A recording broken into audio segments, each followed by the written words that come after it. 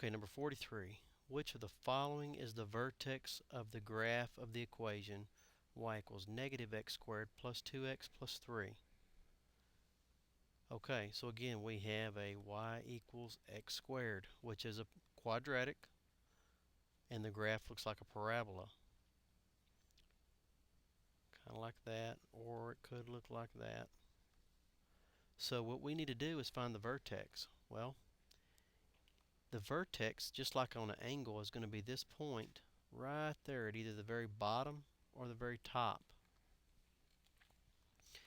If the parabola opens upward, the vertex is going to be a minimum value. If the graph opens downward, the vertex is going to be the maximum value. And we can use our calculator to make it find what we have going on. Now, if you recall from the previous problem, because there's a negative in front of the x squared, you should already know that it's going to open downward, but let's just put it in anyway, and I'll show you how this would work. Put it in exactly as it is.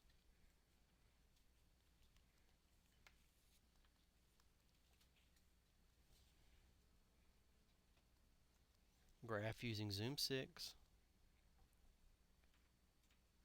and you see that it opens downward. So we have our vertexes right here, which means that it's going to be a maximum. This is what we're looking for, the maximum.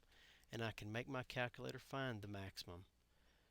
Hit second, calc, number 4 for maximum. So second, calc, and then number 4 for maximum. Then you're going to have your little blinking cursor. And all you need to do is take that little cursor over there, put it right about where the maximum is at, and hit enter 3 times.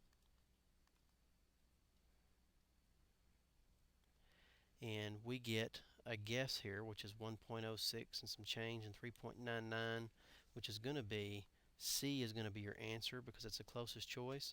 Let's do second, calc, maximum one more time, and let's follow our prompts here. Instead of just putting it right at the vertex and hitting enter 3 times, that'll get us close. Let's see if we can get exact. It says left bound, so there's my vertex right there. So I want to slide my cursor just a little bit to the left of it. Doesn't matter if it's 1 or 2 clicks, just a little bit to the left and hit enter. Now it says right bound. Slide it to the right of the vertex a couple of clicks and hit enter. And now guess. And now we get exactly, well, still pretty close, 1.000, a bunch of zeros and 6, and then comma 4 is your answer. So that's how that problem can be done with the calculator.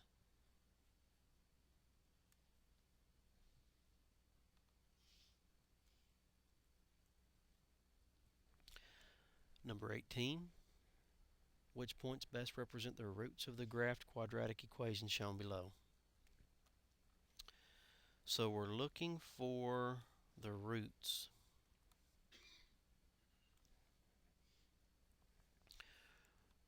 What we were looking for then, if we're looking for the roots, are these points where the parabola is going to cross the x-axis. So these can be called roots. They could be called zeros.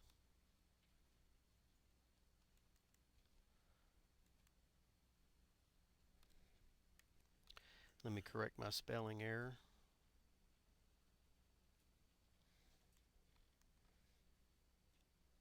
So we can call them roots, zeros, x-intercepts. They could also be called the solutions. So all these words basically mean the same thing for a quadratic. So what we have here are these points where the quadratic is going to cross the x-axis. And we look at our answer choices and we see lots of fractions. That's okay. You don't have to be scared of them, even though I know some people don't like them. But we don't even really need to focus too much on the fractions, because notice something. Where this crosses the x-axis, that ordered pair is going to be some x value, comma 0. The y value at an x-intercept or a 0 or a root is going to be 0. Same over here. We have an x value and a 0 for the y. That means f can't be it because we have something other than 0 for a y. G can't be it because we have something other than 0 for y. H is good, and J can't be it. So that's all I needed to know, is that the y value of the ordered pair of the x-intercepts must be 0. If I know that, I get that question correct.